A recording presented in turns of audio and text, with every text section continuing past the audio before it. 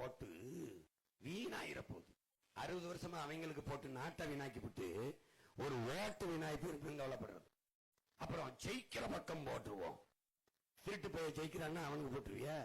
கொலைகார போய் ஜெயிக்கிறான்னா அவனுக்கு போட்டுருவியா?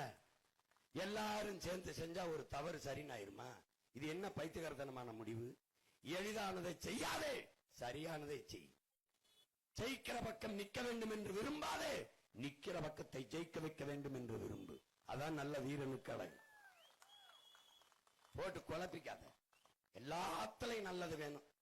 பையனுக்கு பொண்ணா நல்ல பொண்ணு, பொண்ணுக்கு மாப்பிள்ளையா நல்ல மாப்பிள்ளை. சாப்பிட கடைக்கு போயிடலாம், அந்த கடையில சுக்கா அருமையா இருக்கும், அங்க பிரியாணி நல்லா இருக்கும், இங்க புடவை நல்லா இருக்கும், அந்த நகை கடையில வடிவம் டிசைன் அருமையா இருக்கும். எல்லாத்துலயும் நல்லதை தேடுறது. 5 ஆண்டு கால எதிர்காலத்தை தீர்மானிக்கிற தலைவன்ல ஒரு தருதலைய தேடி வச்சிருது.